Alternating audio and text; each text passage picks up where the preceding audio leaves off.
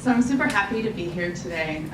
This conference, we've been talking about coming, Denise and I coming and speaking at this conference for a couple of months now, and so I'm super excited to be here and to see the production value of all of you that put this on. It's fantastic.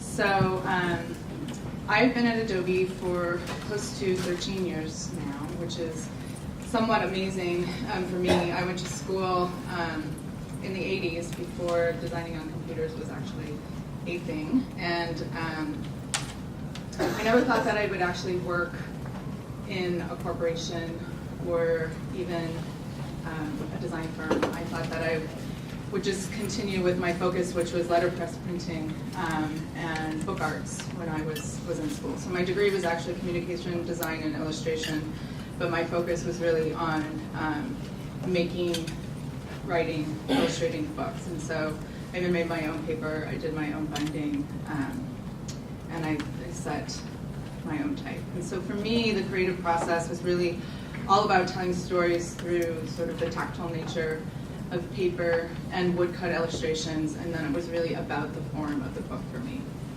And after I graduated, I didn't sort of follow the same path as my graduating class, who actually did go out and get jobs in advertising agencies and design firms, and became probably full-fledged adult graphic designers. I just wanted to continue making and creating, whether or not that was something I could actually make a living at. So in the early 90s, my husband and I, we moved to San Francisco, and this was right when sort of the dot-com boom was taking off, when actually starting to design for the internet was a thing. And we lived in a one-bedroom garden apartment in the middle of the fog belt. If any of you have been to San Francisco, you know it can be quite foggy. I moved there from Southern California, and I thought that I had moved to a place where I would never see the sun again, and I really missed the heat. But so when we were in San Francisco, my husband was building computers. He was a computer consultant. And I was happily spending time doing small letterpress projects. I made wedding invitations and posters, and I had this guy in my living room, which is my letterpress. And so again, we're in this small little room, and it took up a lot of space. And so one day my husband suggested that it might be good if I actually learned to design using a computer. They're smaller, and we could get the press out of our living room. And so, but for me, at that time, it really went against sort of every fiber of my creative being. I thought that it would really remove me from the creative process, because I was used to smelling the ink and touching the metal type and working with the paper. So I said no, but he actually didn't listen to me, and so he went out and bought me a computer. It looked something similar to this. I don't know if any of you have ever seen one of these old guys before.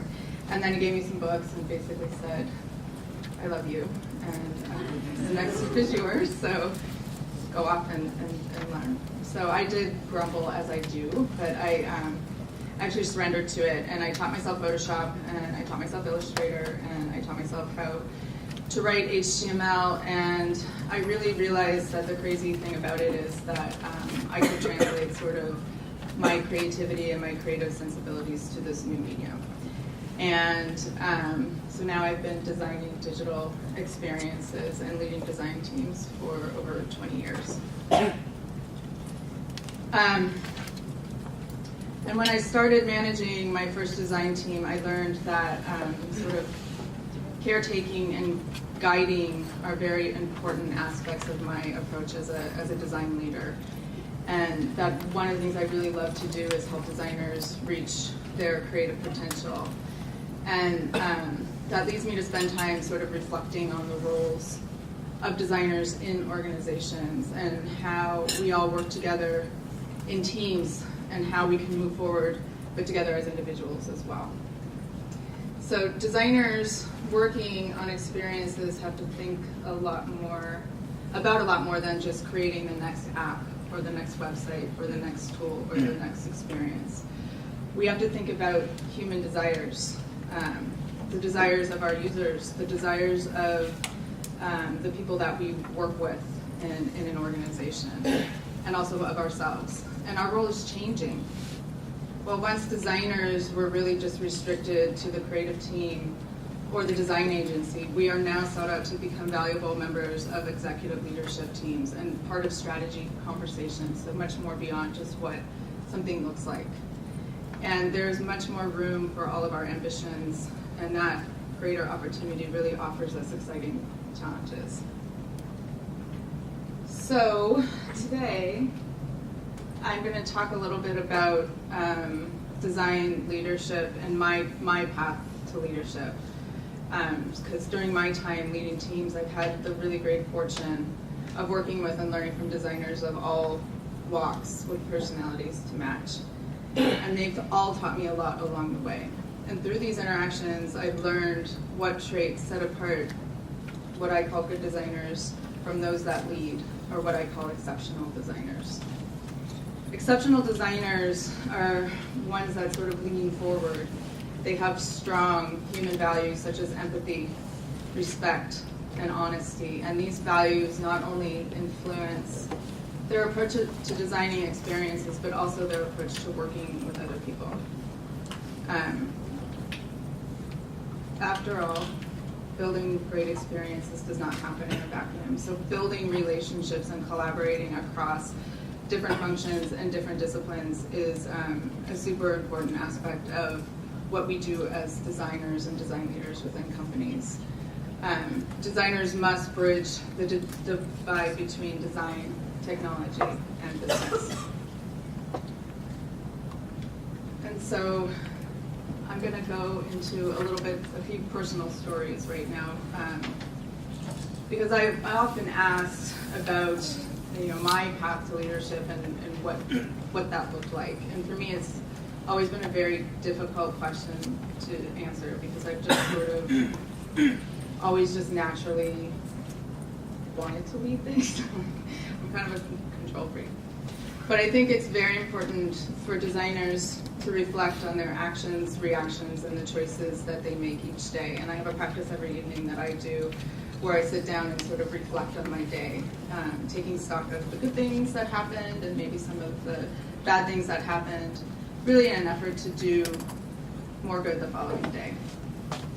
And so, as I said, I've been asked many times about my path to leadership or my leadership style, and in reflecting on these questions, I realized I could not specifically separate my sort of personal path from that of my work path. And in this reflection, it became very clear how significantly some of my personal experiences have impacted who I am as a leader. And in this reflection, I cannot share with all of you my path to leadership or what leadership means without telling you some of my personal stories. So, my personal stories really formed my values and my values as a leader and who I am today. Two things that I can't leave at home when I go to work. And as I said earlier, exceptional designers have strong human values.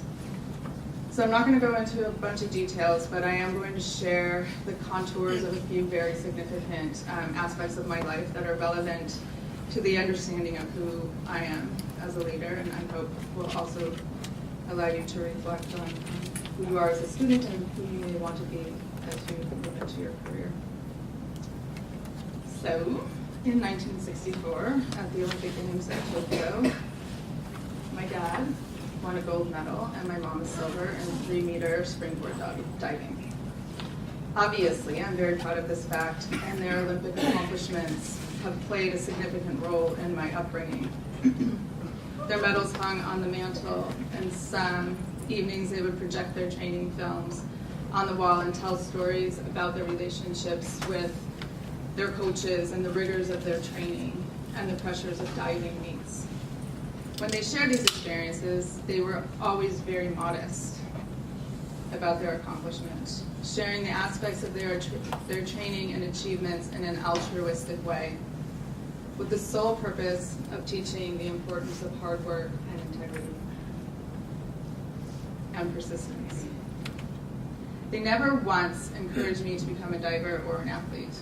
They only shared their passion as a means to help me find my own. This story illustrates how they instilled the values of modesty being the state of being unassuming in the estimation of one's abilities. Altruism, or selflessness, is the principle or practice of concern for the welfare of others. Integrity is the quality of being honest and having strong moral principles. And persistence is a firm or obstinate continuance in the course of action in spite of difficulty. So the next story I'm going to tell in two parts. And this is not a very happy story, but the outcomes were significant in forming my values. So in part one of this story, my little brother passed suddenly at only 6 months. I was 4. My dad passed suddenly at 38. I was 15. My mom was 25 and 36 when these events happened. It is through her actions after these events that I learned that crisis is opportunity. In any crisis, there are difficult and important decisions to be made, and how one approaches these decisions are critical to a positive or negative outcome. The loss of a child is likely one of the most painful losses imaginable. In the wake of this crisis, my mother did not go into a deep depression, as one might expect, but rather decided to model courage by remaining steadfast and strong in the face of her grief. She also decided to model forgiveness by not glossing over or denying the fact that her only son, my brother, was gone. She spoke of him often, and she shared stories and pictures of his short life. And through her actions, she taught me the values of courage, which is the ability to do something with strength in the face of pain or grief, and forgiveness, which is the intentional process someone undergoes to change feelings and attitudes regarding a situation. In part two of this story, at the age of 36, my mother, suddenly a widow and a single parent, dealing with her own grief as well as the grief of her 3 teenage daughters, found herself in crisis again. Crisis is opportunity. And in this crisis, my mother had to transform from a housewife who had never had a job to a working mother. She had to learn how to take care of a household. She had to sell and then buy a house. She had to ask for help when she needed it from friends and family, and she did this with optimism, decisiveness, and discernment. On my 36th birthday, I realized the impact my mother's responses to crisis had on me. Being the same age she was when my father passed, I felt deep empathy for what she had gone through in her life. When I turned 36, my son was only 4. I had just started working at Adobe, and I felt young and very immature. I reflected with amazement that at 36, my mom was able, with quiet strength, to survive and raise her family.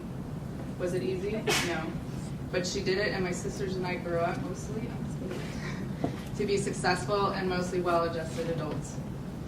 Through her actions, she taught me the values of optimism, ability to look at the more favorable sides of events, decisiveness, which is the ability to decide, and from the strength of making a decision, having the ability to act, discernment, which is the ability to judge well, and empathy, which is the ability to understand and share another person's experiences and feelings.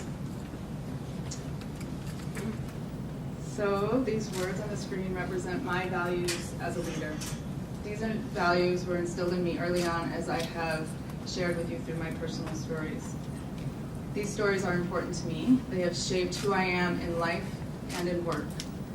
I have also sought to understand myself and to continually grow and transform, and I believe that this enables me to connect with my team and the people I work with on deeper levels than just the work. So I encourage all of you to reflect on your experiences, the experiences that you've had thus far that shape who you are, the experiences you all can draw strength from as you move through your life and your careers. And these experiences are the ones that shape who you are and form your values. So the piece of advice I can leave you with as I'm finished is the better you understand yourself, the better person, the better designer, and the better leader you will be.